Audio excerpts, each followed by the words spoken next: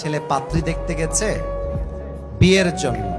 তো পাত্রী বলছে, ভাইয়া একটা কথা বলবো, মাইন্ড করবেন না তো? তো পাত্র বলছে, না কি বলছেন বলেন, কোনো মাইন্ড করবো না।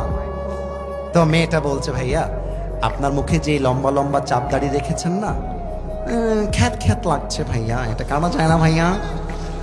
তো ছেলেটা বলছে, আচ্ছা what's the problem with it, কি মানে দাড়িটার সাথে আপনার কোনো পার্সোনাল প্রবলেম আছে? বোন তো বলছে, no problem at all, but দাড়িটা রাখলে কেমন যেন আপনাকে চাচা চাচা লাগে।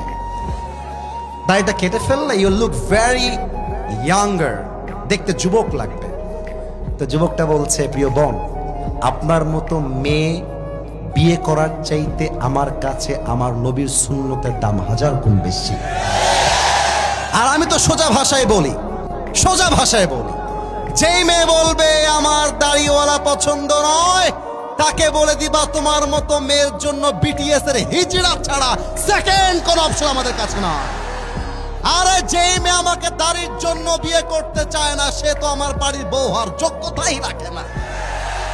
আর যে আমাকে দাড়ির জন্য বিয়ে করতে চায়, সেই তো আমার বাড়ির বউ হওয়ার যোগ্যতা রাখে।